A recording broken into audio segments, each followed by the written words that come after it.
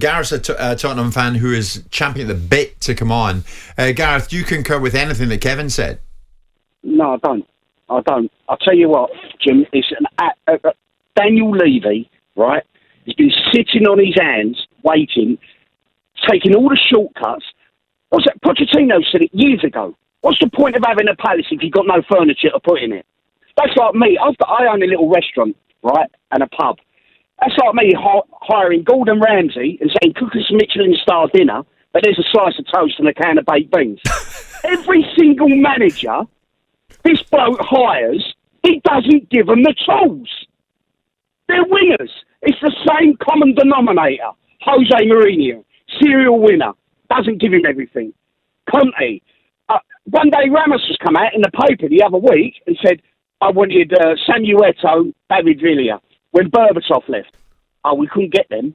We tried, but we got... Pavlyuchenko and Darren Bent. Yeah, we all read the same story, Yeah.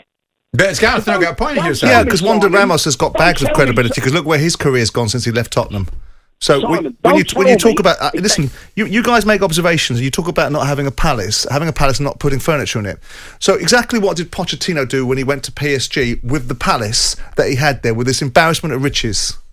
Listen, I'm one of the people, most probably one... well, I don't want Pochettino back at Spurs. You had £175 million worth of transfer spend. The year before with Conte, you were in a European Conference League. You got knocked out by Portuguese side, didn't you, under Conte's watch? And you talk about Mourinho as a serial winner, because I was in the same place as you, that I thought Conte would come in and do something different with Spurs. But I genuinely believe that the reason why Conte didn't do something with Spurs is because it was the wrong fit based upon Conte's personality, not Daniel Levy's. Because Daniel Levy's personality is well established. Everyone knows what Daniel is or what Daniel isn't. And if you come and work for Tottenham Hotspur, you know that you're going to have a chairman that's influential but never speaks to the media. Yeah, but Gareth sounds like a Tottenham fan who is willing to go through thick and thin if in the long term he thinks that there's going to be a pot of gold at the end. Gareth, what is the mood going to be like on Thursday against United? Well, I'll tell you what, that man would never have another penny out of me all the time he's there. What? Yeah, well, that's it. Listen, Conte's asked for Bastoni, he goes to Barcelona and gets a string player. But don't even play. If he's not good enough for Barcelona, why should he be good enough for us? Gareth, stay in the line. Here's Mark, another Tottenham fan who wants to put his view. Mark, good morning. Good morning, right? Good, mate. What do you think of what Gareth's saying? He's at it. I can understand, because on the field it's so frustrating. I got to be honest, I can't remember an entertaining 90 minutes for about 3 years, to be honest with you. We've even won games 4-0, and I felt like I'd rather peel my eyeballs out with a potato peeler. And yet, am I right, you're prepared to cut Levy a bit of slack? Oh, I'm 100% supportive of Levy. See, I'm a bit on the fence because the football inside is diabolical. The waters of our DNA has been muddied massively. But off the field, my God, it's phenomenal. Absolutely phenomenal. The stadium, the NFL deals, the boxing, the F1 Academy thing coming up. Gareth, off the field, it's phenomenal. Yeah, that's brilliant, Jim. Fantastic. Let's have more concerts there. yeah, absolutely, because... Yeah, that's fantastic. What does that do for Tottenham Hotspur, mate? It does nothing for Tottenham Hotspur Football Club. Yeah, it means English National Investment Company. Football is diabolical. It needs to be addressed. It has been so frustrating. But what would the subject be now if we were still at White Hart Lane? Don't get me wrong, the nostalgia and the love for White Hart Lane, we would not have moved an inch.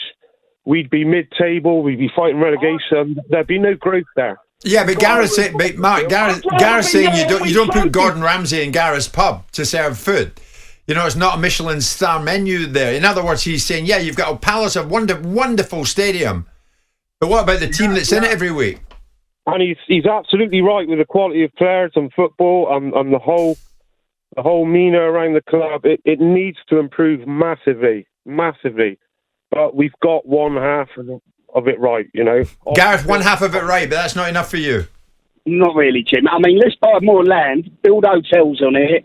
I think what Spurs need is a good dose of relegation to get you guys back into perspective, because you've got a football club like Aston Villa that are equally as big a football club that have won the European Cup, that got relegated, come back, and you've got a fan base that appreciates where they are now in the league. You've got a situation where you've got the sixth biggest income in the league, the fifth or sixth highest wage bill, the fifth or sixth highest expensive built together squad, yet you're expecting it to do more.